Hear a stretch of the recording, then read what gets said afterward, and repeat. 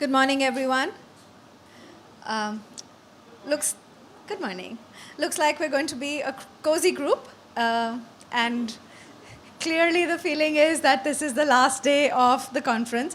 Sort of surreal because Dr. Sikdar and I were in the first panel of the pre-conference, and that was an interesting session. And today, I don't know how the time has gone by in a blur. We're at the last day.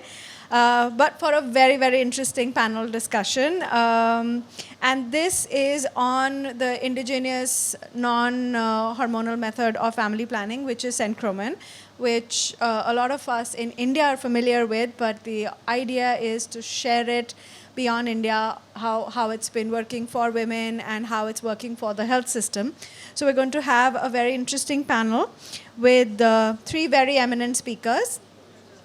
Dr. Sikdar, who leads the family planning and the maternal health program at the Government of India, and he has close to 2 decades of experience of running the national program, guiding it, introducing, expanding. So all that happens around family planning, its linkages to making sure that girls and women are at the center, making sure that young people are prioritized.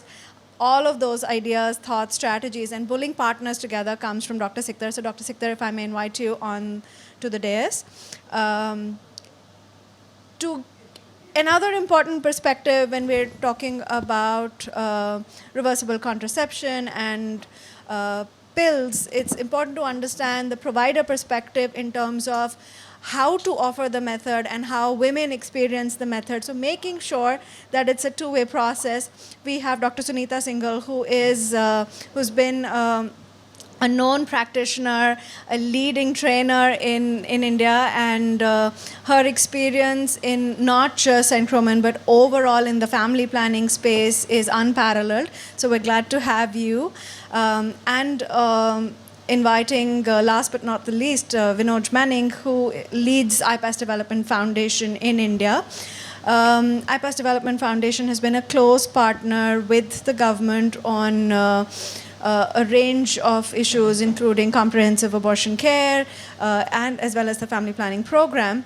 And today, Vinod is joining us basis a study in which they supported Government of India on understanding Sencromen usage pathways and what could be some of the opportunities going forward. So with that, we have our panelists on stage, and we will quickly dive into the discussions. Rather than me explaining what Sencromen is, Dr. Sikdar, may I ask you to just talk to us about what Sencromen is, what it means to be an indigenous method, and what makes it unique. Thank you, Medha. Welcome all the distinguished audience, and as Medha very rightly said, very cozy audience. I think people must be very tired after so many hectic days of parlays and whatnot. So they're right to enjoy their holiday here also. But I think those devoted few, dedicated few are here in this group. Who probably would like to know. Either all of them know about Sencromen, that's why they have not come. That could be one reason. Or probably some extra information that they want to have. The point that about Sencromen is that it has a long history to it. It was introduced in the country around 1990s. So it's that old, if you may want to know about the history of it. And it was being manufactured in India by a public sector limited company, Hindustan Latex Limited. And the indigenous product was developed by CDRI Lucknow, Central Drug Research Institute Lucknow, so that from that point of view, it's an indigenous product. The product itself is not indigenous, it's omeloxifene. It's been used for many other gynecological problems, DUB specifically. But the point is that to bring it into the contraceptive arena was the work of a lifetime of certain scientists from the CDRI Lucknow. And then again, this is being a forum outside the country, might be a bit open about it, why it did not really succeed as much. So there was a clash between certain research agencies in India, between the ICMR and the CDRI because it's ego clash.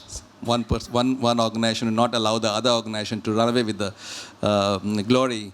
So in fact, once it was earlier, it was in the social marketing program under the brand name of Saheli, promoted by none other than our very famous South Indian actress at that time, Sridevi. So, but then Hindustan Latex did not push it that far. So probably that was the reason why it did not succeed. The sales were not very good. But we reinvented somewhere around 2006-07, and Jyoti is sitting over here. She might have also been part of the expert group at that time, if I remember. I think Jyoti came a little bit late, because at that time she was leading some more organizations. So the Government of India is too small for her, so that's why she was not there at that time. So at that time, there was a huge sort of a opportunity for us to introduce it in the national program in 2007, to be specific. And we almost decided to have this particular contraceptive included in the public sector. It was there in the social marketing, 2007. So all decisions were already taken. But later on, in fact, to the extent that we got an indicator within the HMIS also. So in 2007 onwards, there is an indicator on Centromin in HMIS, which is still there. But then there was a very strong clash in the Ministry of Health when we had a discussion in Nirman Bhavan in our good old room number 249. Ajay will remember that room very well, because all policies and programs emanate from that room. And now, of course, it has been taken over by the minister. So that room is also gone. So there was a hub of policy making, 249A. Everybody who works in the ministry knows 249A. This is the room. So point is that there also, there was a huge clash. We were already on the point of introducing that method, huge clash at that time between the ICMR. So it was consigned to a restudy on the Centromin once again, which was commissioned for about, through the reproductive resource centers of the ICMR, of 34 of them. And consigned to that, because that research started but could not bring to any fruition. So at the end of around 4 years to 5 years of research, nothing negative came about it. So then we took the bold step in 2016 to just introduce into the program under the name of Chaya, which means shadow in our Hindi language, or rather, in a way, it's a coverage that we are trying to give. That's why that name was selected. And then from there onwards, it was there in the contraceptive basket of India. It's been there for quite some time now, last 4 to 5 years. Again, it was very much into oblivion, because there were so many other choices. Somehow, it did not get the traction that we wanted. But then came the pandemic, and the pandemic, in the era of the pandemic, what happened was since this was a self-care method, people really took to it very quickly, and it was very convenient. A weekly pill. It has those unique quality in terms of non-hormonal, non-steroidal. So it is free from the side effects, or rather the effects of the hormonal contraceptives. Then the USP of this particular product being that it can be given immediately after delivery, because it doesn't affect the composition of the milk. So a breastfeeding woman can also take it. And also another thing is the grace period that we had. For example, for oral pills, if you had missed 2 pills, you had to repeat the whole once again, all over again. In this case, the number is not for 2 days, it was at least for 7 days. If you skip, you still had an option to come back to it as a continuing method. So those were some of the unique USPs of this, which finally helped us. And the numbers, since it has really started to increase, and as I showed in my presentation in one of the other sessions, that the numbers have exponentially gone up so high that it is now for us a matter of success. And now we are trying to popularize it more than us. We are getting queries from African countries, as well as some European manufacturers, to manufacture this product in their country. And Geeta is here. She's probably presenting in a parallel room about the research analysis or whatever that she's conducting there. She's going to present there. So basically, we also aim to have it in the WHO list of contraceptives. And for that, we are initiating a process for pre-qualification also, so that this becomes a product coming out of an Indian, and probably the only contraceptive product which has come out of India, which can then be available commercially all across the world. So in our program, this has been a success, and we want to continue with that success. Some of the studies, initial studies conducted by Vinod, which he will talk about, but point is that it has now stood the test of time, and we believe now it is here to stay. Over to you. Thank you, Dr. Sikdar. So, Dr. Singhal, we've got the policy perspective of what is unique about Centromin. What we would like to hear from you is, as a provider who is working very closely, who's worked very closely with women in offering services, understanding their needs. So, if you can reflect on Centromin as a method from a provider's perspective and from the perspective of a client who's looking for a method at different points in her reproductive journey, and how this method possibly responds to her need. So, thank you, Medha. Thank you for that question. And first of all, I must share that my gratitude to IPAS and Vinod for because of which I am sitting here amongst all of you. So, thank you. We ignored you. Can we have? Thank you for that. So, as Dr. Sikdar said earlier, there are certain unique features about this method. Of course, it is an oral contraceptive pill, but what makes it different is its specific key features, and that's it. It is a non-hormonal method. Non-hormonal means it is devoid of all the side effects that the hormonal methods have, like estrogen and progesterone, etc. Now, this is, women can take it immediately after delivery in the postpartum period. Why? Because it does not affect either the secretion of quantity of breast milk or the quality of breast milk. And the secretion of the method of the drug into the breast milk is so minimal that it does not affect the newborn.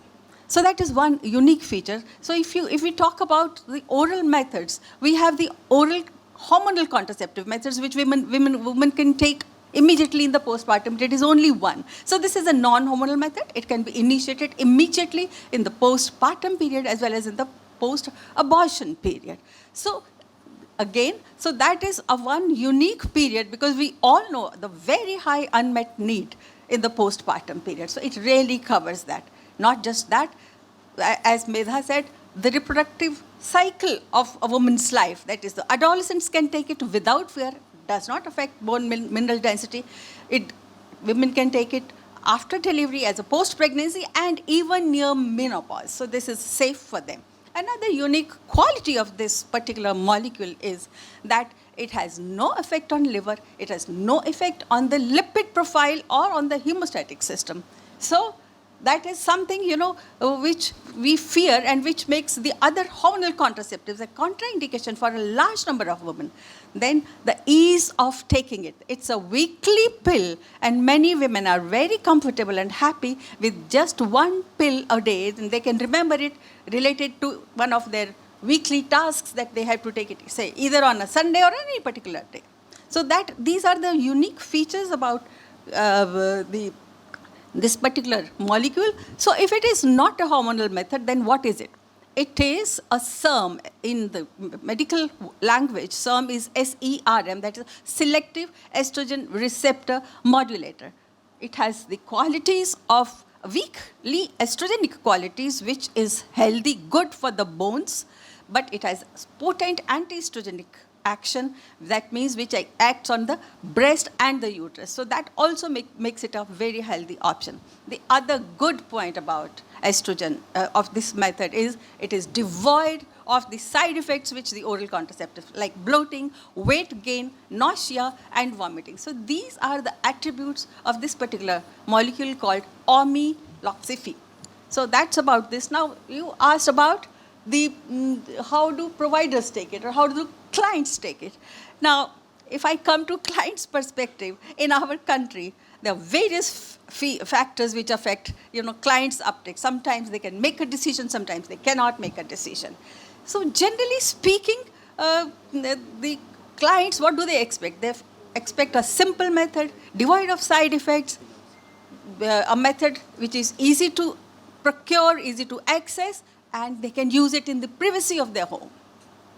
So these are the attributes. So this particular method actually fulfills all those methods. Now in India, what happens is that a woman herself is not able to take those decisions. It is sometimes the mother-in-law, the husband, and particularly, if mother-in-law may say, I used sterilization, so you use sterilization after you completed your family.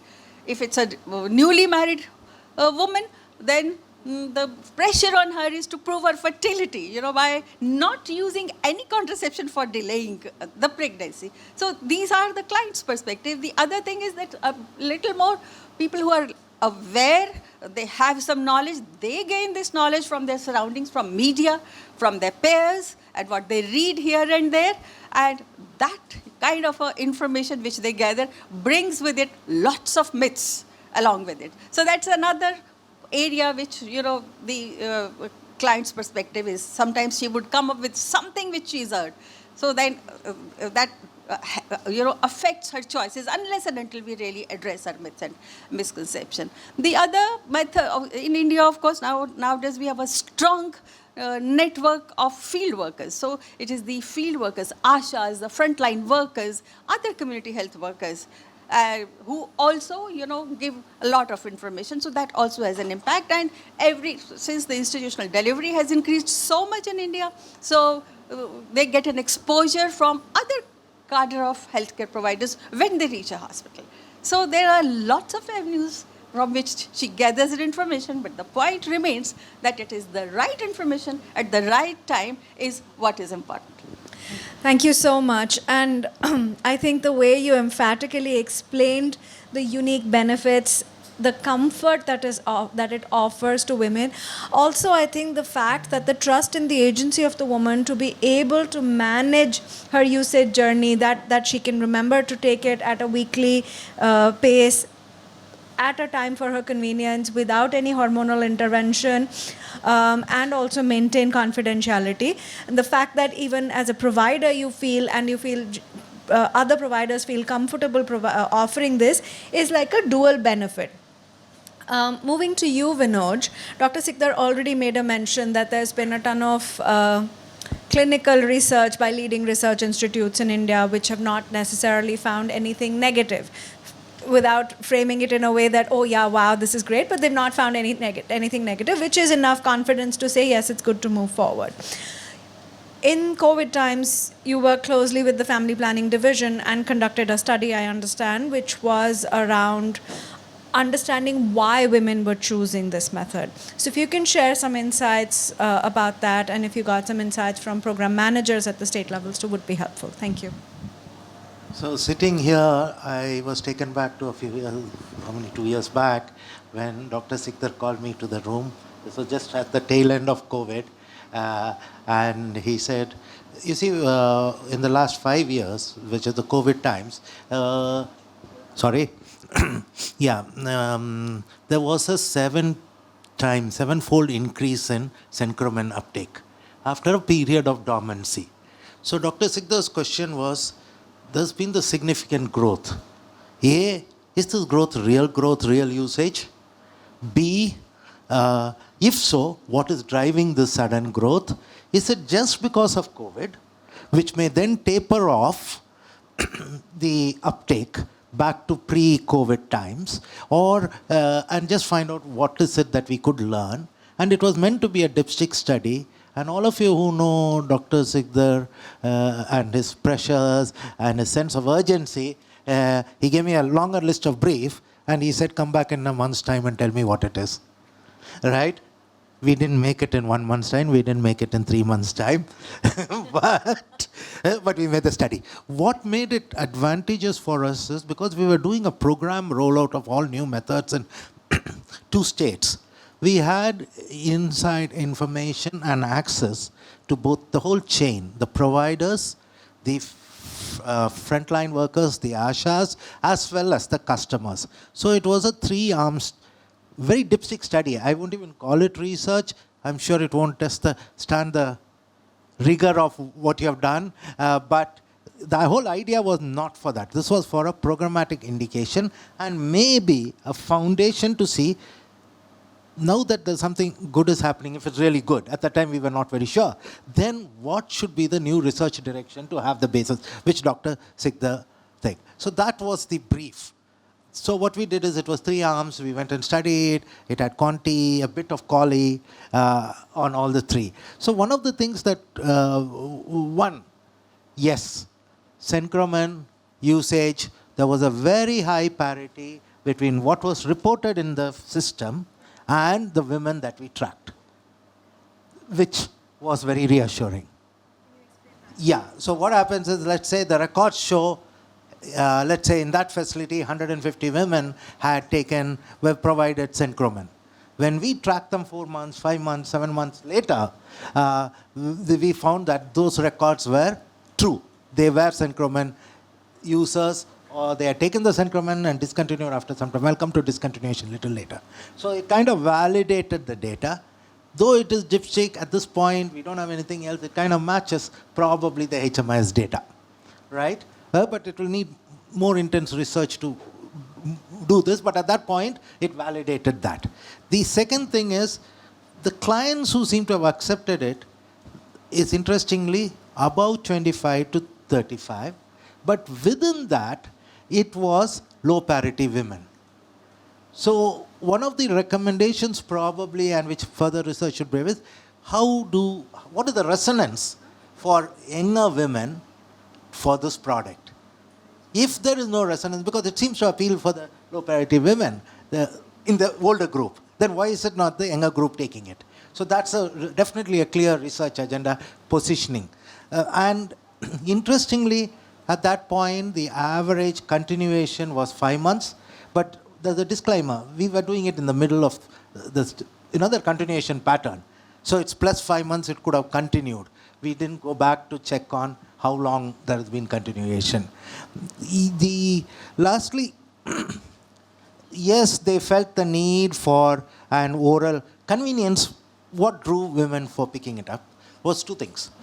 Convenience. One, the convenience of what Dr. Sunita said about not needing an weekly, daily pill, but also, interestingly, the easy availability as they were getting this at home. Home delivery system, through our home delivery system. So it's a convenience of use, convenience of access also. So there was a positive, among the women who were using it, there was a positive intention to continue the method in the future. So that's... Thanks, Vinod. So very helpful to understand that the data that's in the HMIS resonated with women's voices from the field. And since Dr. Sikdar mentioned that he talked about the data in a panel yesterday, just to bring it to your reference, from 1920, when the average usage of Synchromen was around 3 million, it went up in 21-22 to 7.5 million. And Dr. Sikdar, would be helpful to understand that in 2017, when Government of India introduced multiple contraceptives to expand the contraceptive choices in line with the commitments to FP 2020, this was not a method that was very aggressively positioned, but it had an organic growth. So would like to understand what your thinking was, or what the ministry's thinking was around positioning this versus another method, and when you started to see the organic growth. And when you started to see the organic growth, one is the study that we talked about, but what are some of the other steps that you took to get the due recognition to Synchromen? So on that, I'll have a very simple sort of a response, is that at that time, at one go, we promised to introduce 3 methods. One more was the POP, the progesterone-only pill. So that being the case, we were actually from our side, we were not selective. Although you say so that we were not really proactively promoting it. For us, every single method is precious. If it has cleared the barrier of the technical committee as well as the programmatic factors that has been taken care of, for us it was a product which had to be promoted, and we did promote. And we came out with many posters and pamphlets and everything. But at that time, some of the blame should be taken by our development partners and donors because they were also pro-injectable rather than pro-Centromen. And also because this was a product which was an Indian product, not a multinational company product. So that probably one of the reasons which played that the injectable thing got a little bit much more promotion. And those methods, they had more echo in the system. But what we did when we went to the hinterland, when we are teaching or telling or training and orienting our ashas, we stuck to this one very strongly because we found, in fact, we found a lot of purchase with our ashas. They were happy to know that we have a pill which is a weekly pill, to be taken. Even now, if you go, I can promise you and I can challenge you. Sitting over here, you go to any single sub-center in India, talk to an asha, she will be able to tell you the whole dosage schedule of Centromen. They will say twice a week, first 3 weeks, and once a week. As I say everywhere, my doctors would not know it, my gynecologists would not know it. Let us be very, very frank about it. A&Ms, of course, forget about them because it's a lost cadre. But my ashas, even today, they know it and they carry it in their bags. And this is how this particular thing promotion has been having because we concentrate a lot on the ashas. And for an asha to get an injectable client at that point of time, 2016, was a bit difficult. But for this one, it was easier. As Vinod very clearly mentioned out that it was not really a COVID response. It was in the making. People were already using it, just got increased and amplified during this phase. So from that point of view, they bore. I mean, our premise was verified by IPAS's study, which clearly showed that there is a genuine increase across the 3 or 4 states that we went through. And going forward, actually, what we have now done is we are commissioning a new study, a very, not just study, it's a very scientific study which will which will pass the rigor of all research and methodically planned and everything. Any of our agency will be doing, one of our agencies will be doing it going forward, and that will not be just 3 or 4 states. It will be pan-India sort of a thing, so that we get the picture from across the country. As I said, whether it was down south, also in the up north, as well as in some of the northeastern states, this Centromen thing has been a success. And if you are talking of we did not promote well, look at the packaging. Such an attractive packaging. And I had to fight with my minister to get this packaging approved. Let me tell you very frankly. Because at that time when we changed the packaging for contraceptives, for condoms, we were not allowed to have so-called sexually provocative photos. So what did we do? We had photos which did not really mean that much, but yet were stopping half the way. So if you see the condom promotion packages that we have, condom packages now have, is much more soothing, and in fact, now it is more of a it's a commercial success. Earlier, This is a word for the conference, soothing messaging for condoms. That's what, because somebody used the word pleasure that day. You remember? Somebody used the word that why not pleasure? We said that the government is not yet as brazen as to use the word pleasure, but soothing probably is a better word. So now these products of condoms also we are talking about. It has huge acceptance in the field, and not like the initial strips that we used to have, strips of 10, and people will be throwing it around and ballooning up and all that.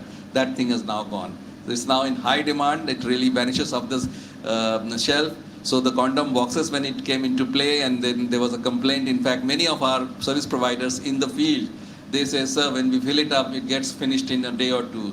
I then reply back and say, what is your problem with it? When we are giving you free of cost, at the end of the day, we have to use it.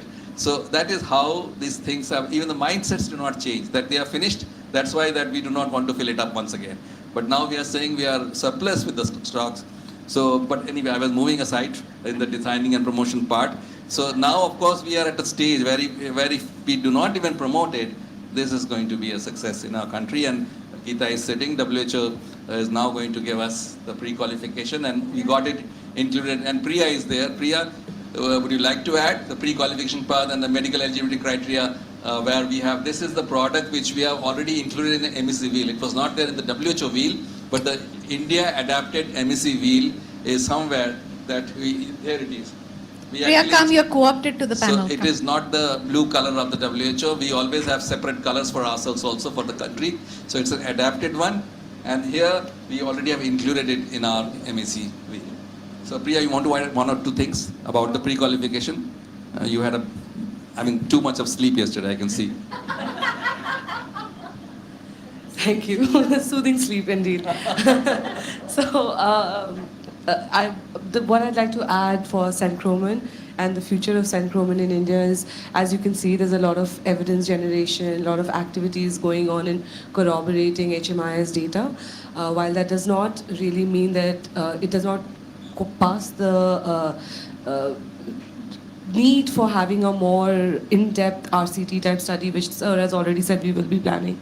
What the route that WHO is taking right now to support Sankroman is consider pre-qualification. I hope you all know Indian government, the regulatory body is still not a stringent regulatory body, so we're looking at applying for pre-qualification through the manufacturer to our headquarters.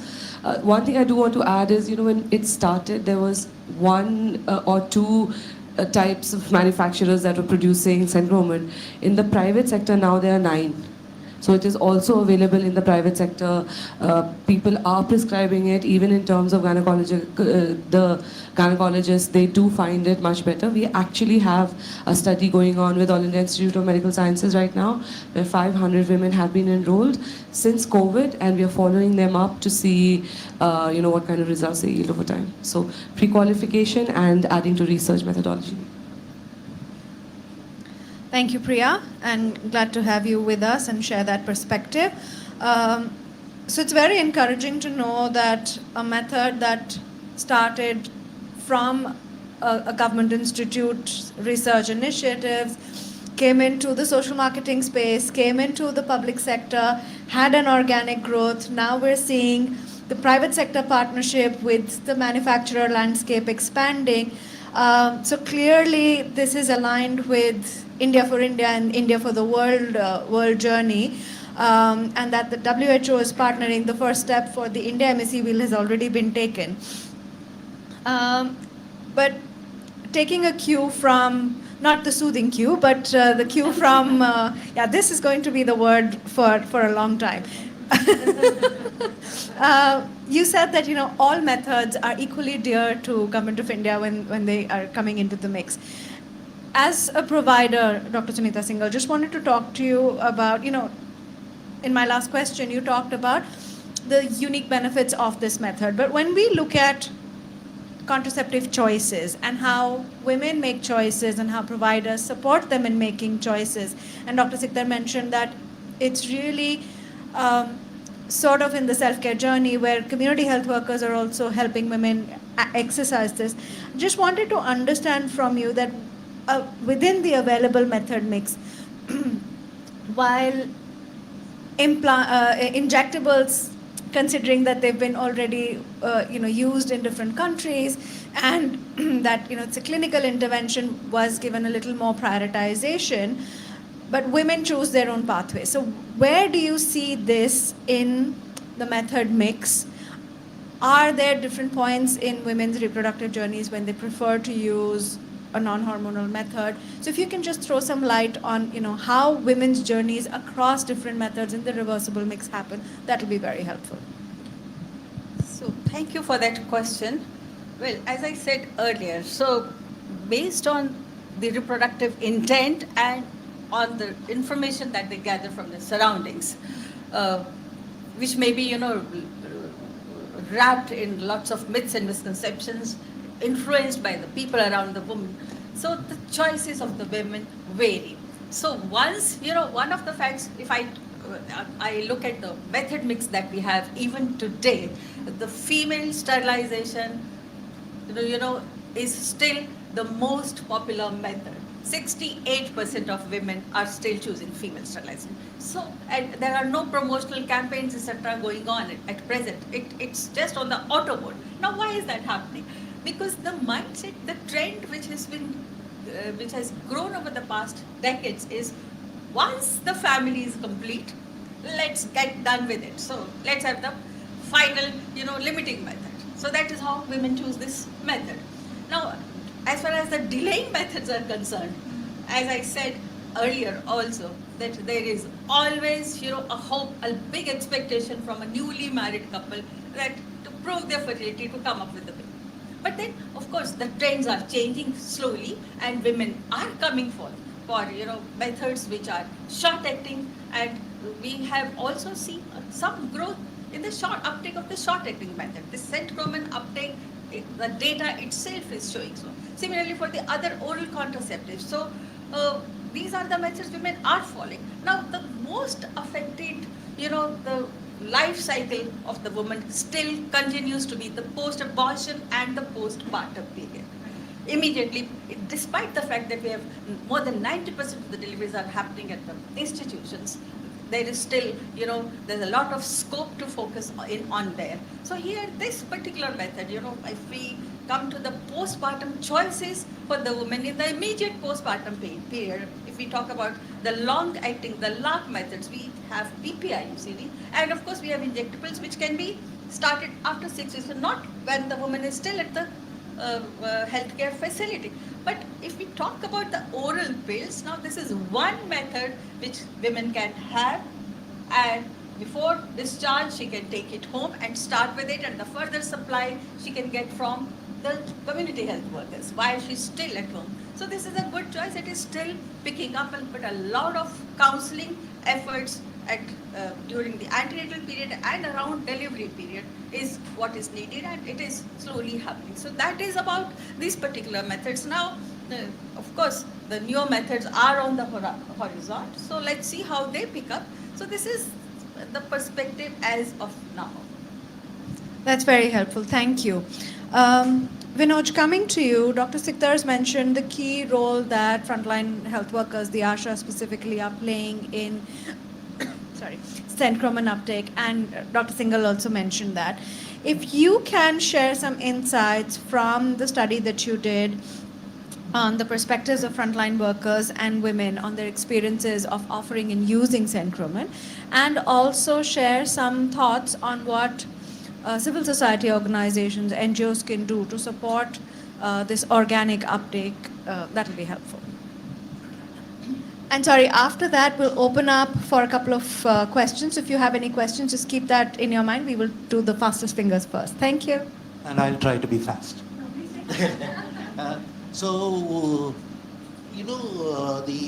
Regarding ASHAs, the hypothesis that we have from what we know about the study is, one of the questions that were asked by Dr. Sikdar to us was, is there something that can explain the sudden jump during COVID, right? And the second question is whether it is.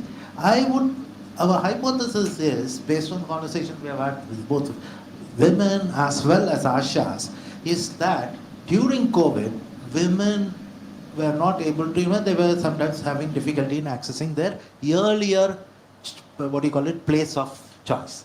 But ASHA being there in front of the women, it was her duty to make sure she gets a service. So there was, I think, an added incentive, because she was trained. She was already trained, she was equipped to provide this centroman to her. The couple of other things is, so therefore I think that is what led to this flip, and probably a continuity, because women are saying, at least the women we interviewed are saying, they are happy with it. There's a 92% intent to continue. Existing continuation rates are good, so probably we'd gain. Now the question is, how do we reach beyond these numbers? Interestingly also, one of the strong quali waves that we got, themes we got, was that ASHAs themselves had switched to centroman. So that was a very strong role modeling. I don't know how much intentionally or, it just organically happened, but it was a role modeling that happened, so there was a confidence. And there is the strength of the switch was interesting with one data point that 44% of the women we interviewed were using centroman is the first. They were getting into modern contraceptives via centroman, which again, is a way of the ASHAs promoting centroman and converting them straight from either traditional or non-users into modern users. So very quickly, Where is there going to be the challenge? One is, understanding this even better. Because ours is a dipstick study where we will need to, which anyway Dr. Sikdar says is on the plants. I think that would be very important. And this study could be a good formative research for forming the questions, etc., for the actual research. But one of the challenges I would think where civil society can help, obviously probably in the research, but as I said, the uptake currently seems to be with the older women, though they are low para. How do we reach, I don't know whether zero para, but at least the young, very young, low para women. So probably reaching out, digital, other ways of reaching out is something that NGOs could do. And also, HWC is going to play a very important role for a product like Sencromen. And finally, the uptake has happened, we know that. How do we maintain continuity? So probably we'll have to look at ways to integrate it into existing helplines, continuation conversations, and issues like that. And probably also private sector, the need to push this. Yes, Priya said there is private sector, 7 providers. But how do we get that there? Private sector has always been lagging behind in these kind of products. So how do we move that? That's it. So the point that you made about Ashas being users themselves and in a way being ambassadors in the limited study that you did also points to the fact that provider bias has a role to play in the method, the way it's offered, and that is an interesting perspective in terms of how it's positioned. So maybe that could be one of the messaging tools for who could be potential champions. So I still have a lot of questions to our panel, but I want to be mindful that the whole idea of this conversation is to share the India experience, to say women are loving it, providers are loving it, program managers are loving it. What is it that can be shared more to make sure that it's widely available? So I like the fastest finger first. Oh my God, I love this. So would you please introduce yourselves? So you, then coming to Jyoti. Padma, Komal, both of you have questions? Fabulous. And then Dr. Khera. Dr. Khera, sorry, women take it first. Please introduce yourself, and if you have a question to a specific panelist. Sure. Thank you for the talk. My name is Jane Hurst. I'm a gynecologist obstetrician from the University of Oxford, and it sounds amazing, but as a gynecologist, nothing is truly amazing. There is always a downside to something, and I'm just wondering about the post-marketing surveillance that is going on, things like breast cancer risks, those sort of things that might not show up straight away, even though the immediate side effects are clearly quite mild, if anything. It sounds very positive, and including effects on menstrual cycles and things. And sorry, I don't know if you allow sort of a second question. Was that's please, probably please. Yeah, go ahead. Enough there. Yeah. The other question was, it sounds so good. Are there moves to do an RCT or something in other settings other than in India? Because it sounds like something that we should be offering women. Not just in Africa, but basically everywhere. Like why are we just focusing on low-income places if this is a very good solution for women? So they're the two questions. Thank you. Those are fabulous questions. I think we'll take one question from Jyoti, and from Komal and Padma, and Dr. Khera will come back to you. I'm Jyoti Vajpayee, and actually, that reminds me, I never introduced myself. Okay, that's Medha Gandhi, and she works for the Bill and Melinda Gates Foundation India, and everyone knows her, so she needs no introduction. So I have a comment and I have a question. So my comment is that as a young medical student from Lucknow, where this drug was developed in the CDRI, in the late 80s, as a young married woman, this was the first contraceptive that I used. And I loved it. But sadly... You're still young. My professor discouraged me. She said, there is no large RCT to prove. This is not WHO pre-call. Now, this was my professor in Lucknow, in the place where this drug was developed. I had a lot of pride in it, and I really loved the product. But I discontinued because my professor was skeptical. And you know how gynecologists are. They always listen to the professors. So that's my comment. The second question is, why hasn't a large RCT been done yet? because it's a great product. And every time I spoke on not national but international forums, everyone said, is there a study where you can show it has been done in other settings, or is there a large RCT? Why is WHO sitting behind and not, pre-qualifying it? So that was the biggest barrier for it to really come up. And it took a Dr. Sikdar to take our national pride to that level where a great product is now being used in India. So, and question to you, why did you find out from the women why they discontinued? Is there a study on that? So Komal will take your question and then hand it over to you. Good morning, everyone. I'm Komal. I'm working with Care India Bihar. So my question is related to packaging. As we know that it is a weekly pill, but for first 3 months it has to use twice a week, and the package has only 8 capsules. Just I want to understand, is there any logic behind it? Because it had to be 12 for continuation for 3 months. I just want to understand that. Great. Thank you. So I think 2 of the questions would be for you. You'll speak later? Okay. So I'll start.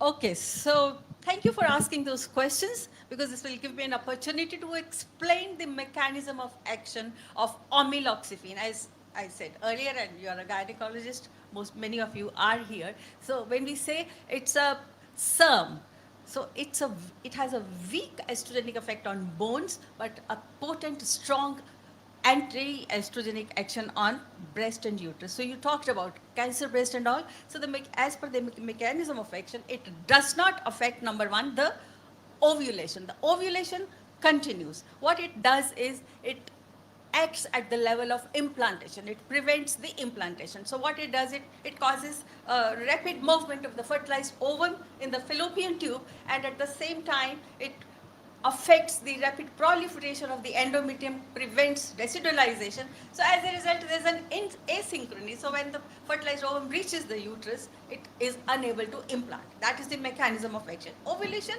in most women goes on as it is. That is one thing. The other good advantage of this molecule, ofloxacin, is that it targets the rapidly proliferating cells. So as a result, there have been a lot of studies going on as for its anti-cancer potential. In fact, it is given for treatment of benign breast diseases and also many other cancers of head and neck. The literature is full of such publications and papers, and there is a good interest in the research is going on this aspect. So that is perhaps that answer may be helpful. The other thing is that this product, the amyloxifene, is used as a treatment for menorrhagia, abnormal uterine bleeding, and there are good results. Again, literature is full of such studies and the positive impact of this drug in controlling the bleeding. The mechanism continues to remain the same, and that's about the and it has a large therapeutic window. So toxicity levels are low. So these are some very good advantages. But yes, of course, I must also take this opportunity to speak about the limitations that it has, rather the small side effects it has. It prolongs the cycle. So nearly 6 to 8% of women, they get delayed cycles. So the recommendation for that which goes out is that if your periods are overdue beyond 15 days, you must consult a practitioner for this. So that's about amyloxifene. I hope that helps. Right. Okay, mine is a quick thing. No, we didn't do discontinuation reasons. But but with people who continued as a contrapoint, would be probably side effects didn't really come up as an issue. Most they felt, those who previously used other products, which are about 45% of the group that we surveyed, said that they experienced lesser side effects. But we didn't do the other part of it. I must add one point here, that this product has been added in the US pharmacopoeia in 2010, though not FDA approved, but this is a part of the US pharmacopoeia. Okay.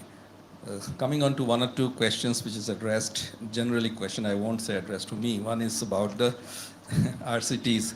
In the RCT thing is very much in the making, and we are going to do it in a very systemic manner, and going to approve the protocol for that.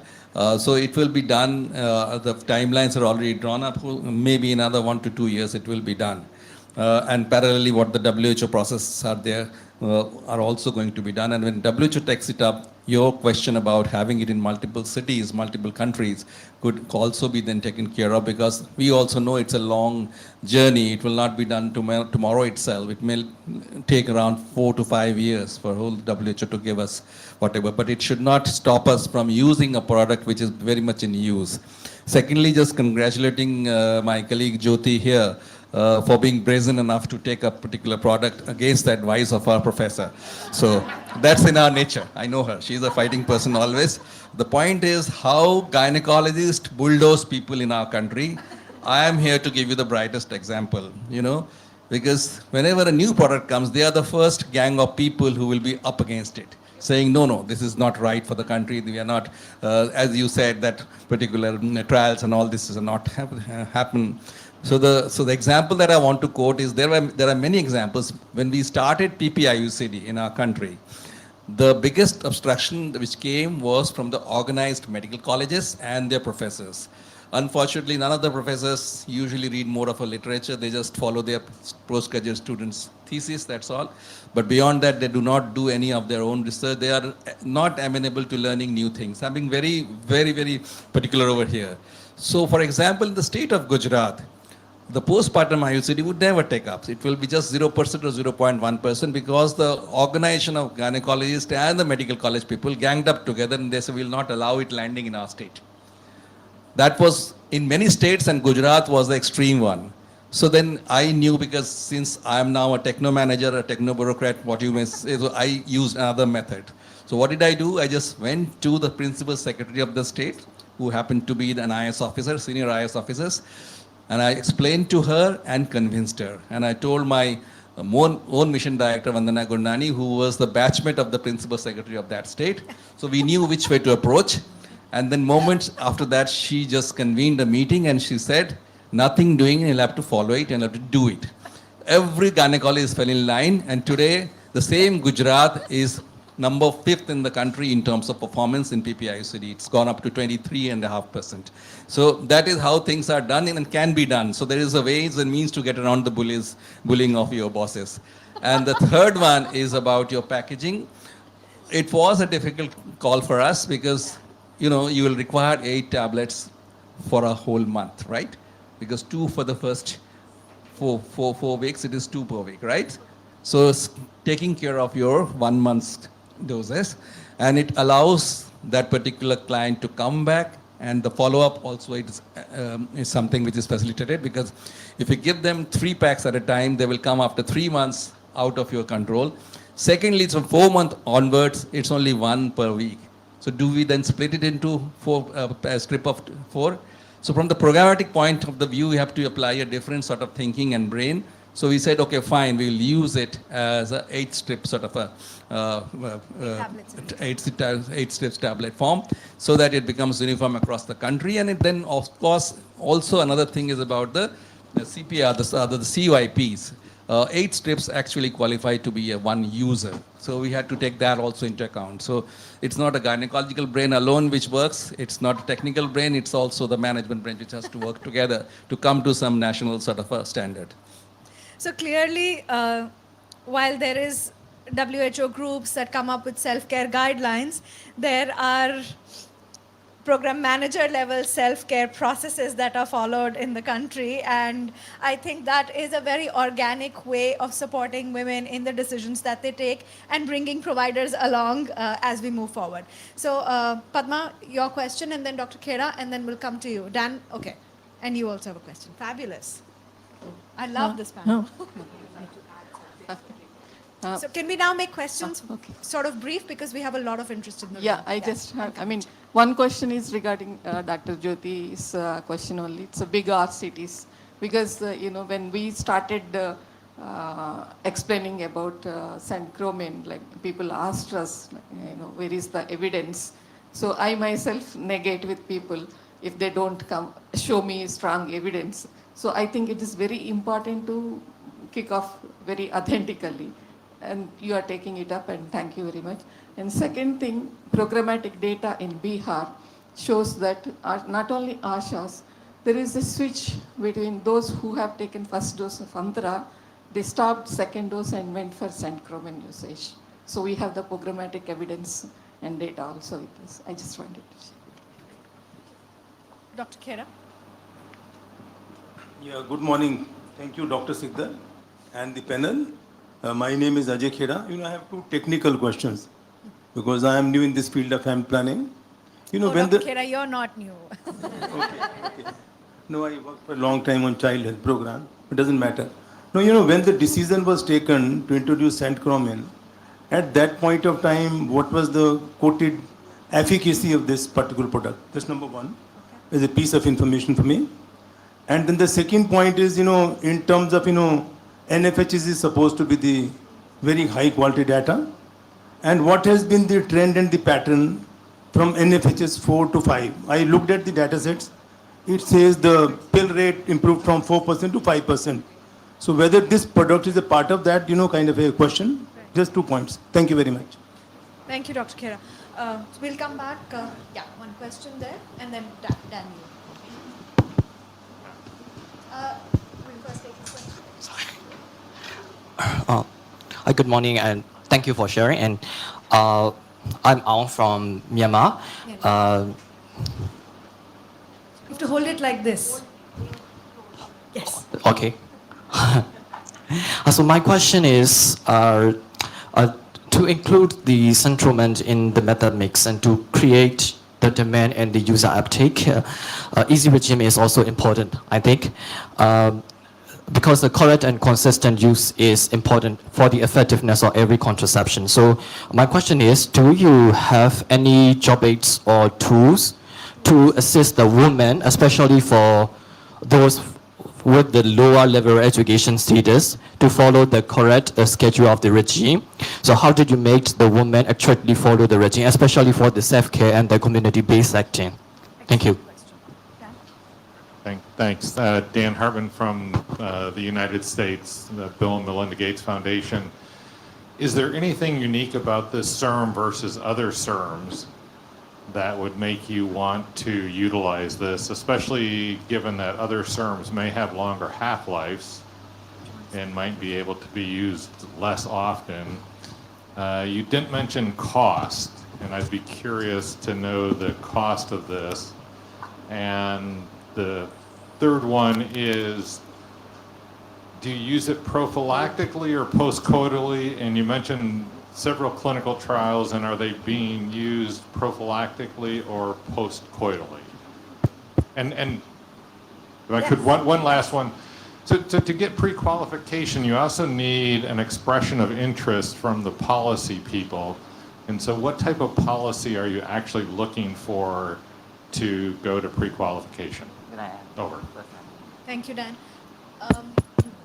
Can we take one more question, or should we take that in the next round? Do you have any more rounds? So, yeah, my question was also on the same. Introduce yourself. Okay, so this is Amit from Mamta. I'm from India. So, because there are studies which talk about the post-coital effectiveness of the pill. So, is the government looking into that? Because it was, I think, launched as Tatkal 72 a few years back. So, is the government looking into it as a post-coital pill or not?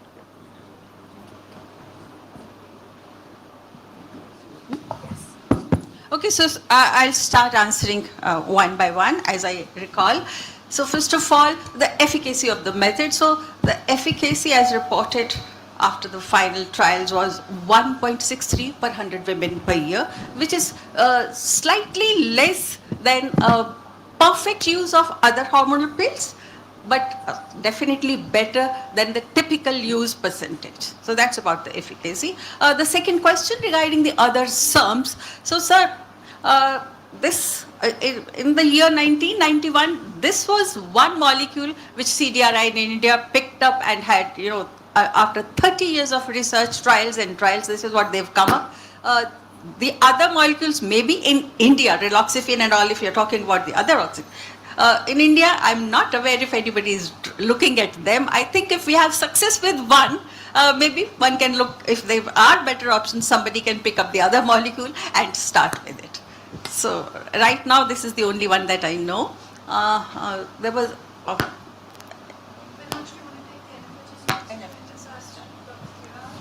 Yeah, the answer is simple. Yes, as of now, we do not have a bifurcation. The answer is yes, you're right. The pill contains the synchromon growth also. Part of it, yes. Just add to what Vinod said about the NFHS thing, you have to understand that NFHS also moves slowly because this was one of the products or rather methods which was not really encountered in the surveys very aggressively. So NFHS also takes its time. For example, although we are saying we have done exceedingly well in PPI-UCD, in terms of the number, in terms of the percentage increase in PPI-UCD, it is not as much as the ground reality is.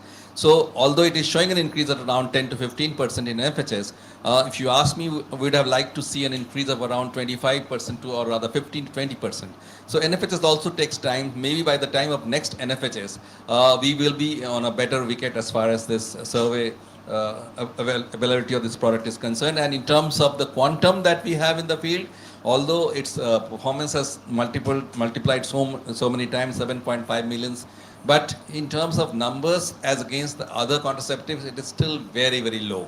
So from that point of view, the percentage in CPR has not come up that much, but it will take its, I think very quickly in the next 5 years, it will be there somewhere. Another thing about the cost factor somebody talked about. So cost is something, it's very cheap. It is costing the government around how much? 75 rupees for the whole pill, which is less than $1 for the whole pill of 8 pills. So I think that's very costly and very cheap and very reasonable. About the expression of interest from the thing, that already has come from the manufacturers in our country. There are about 9 manufacturers, 2 or 3 of them are serious manufacturers. So we feel that this is also will follow its due course in the... Have I missed some questions? Any more questions? No. If something...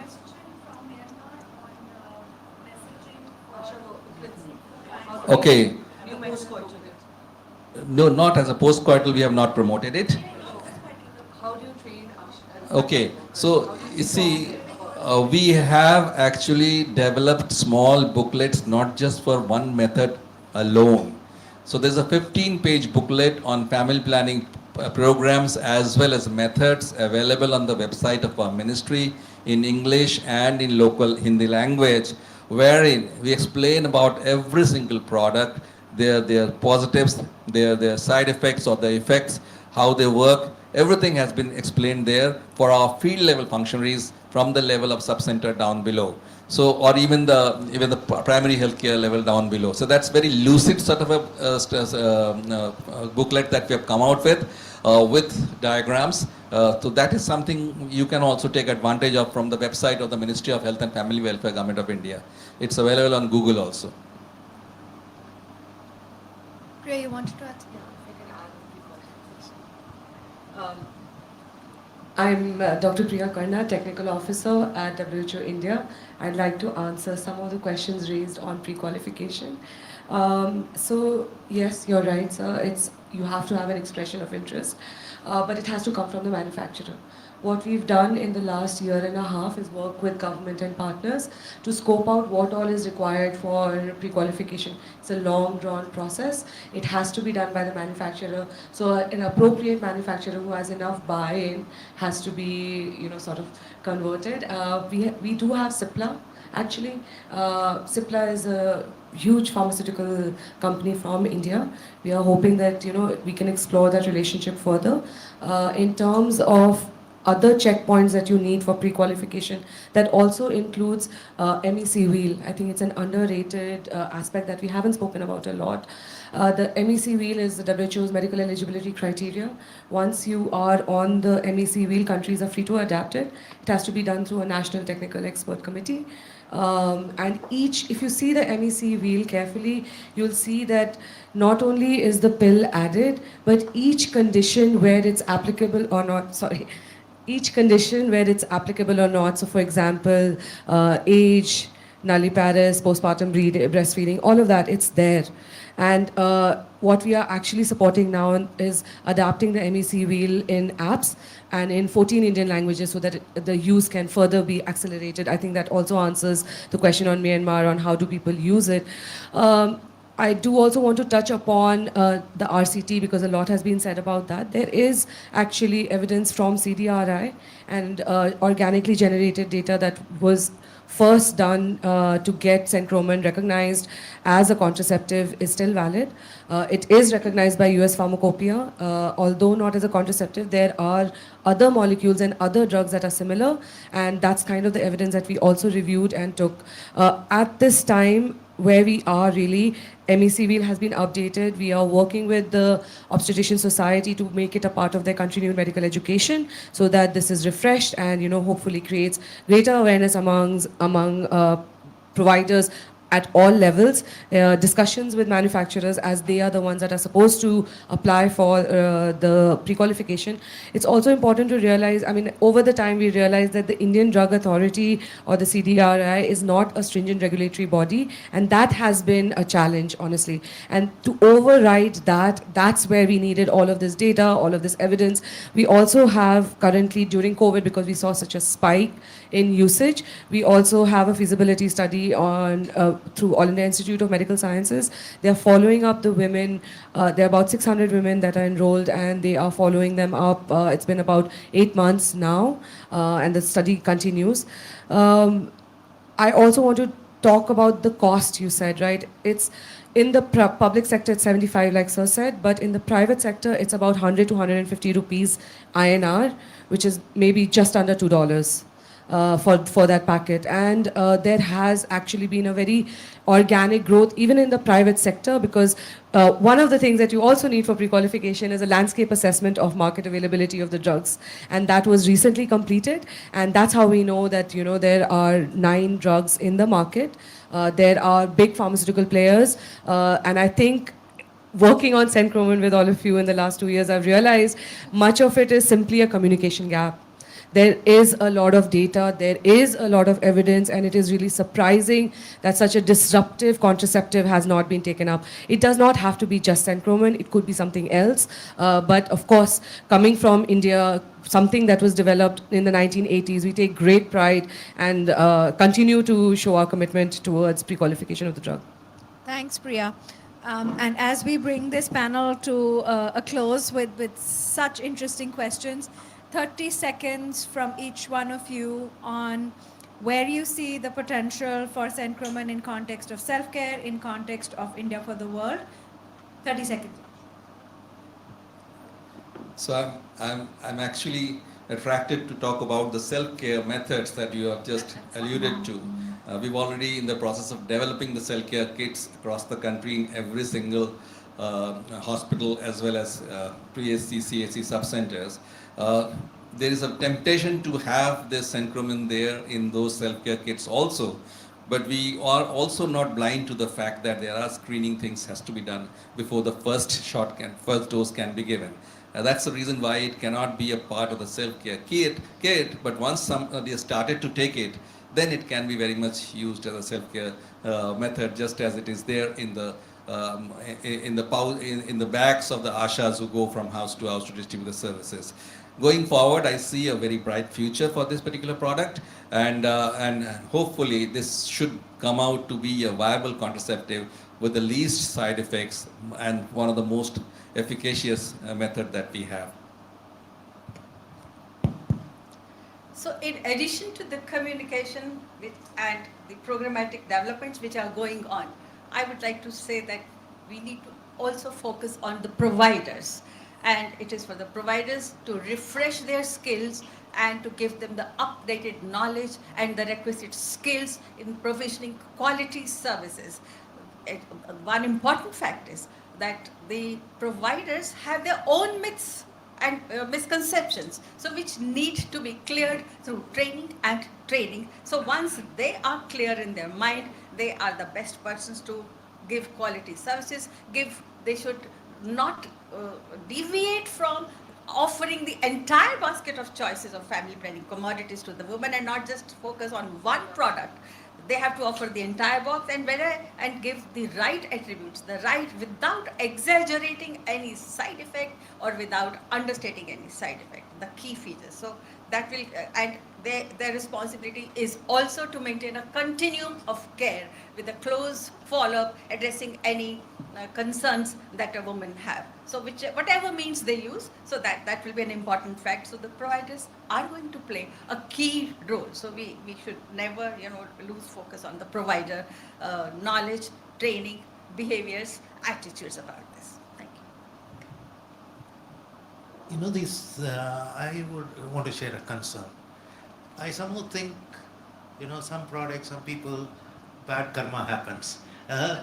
Synchromen is like that. For reasons which are extraneous to clinical issues, efficacy, or women needs, this product has not been pushed to the sidelines. It needed something else, again external, for it to come back.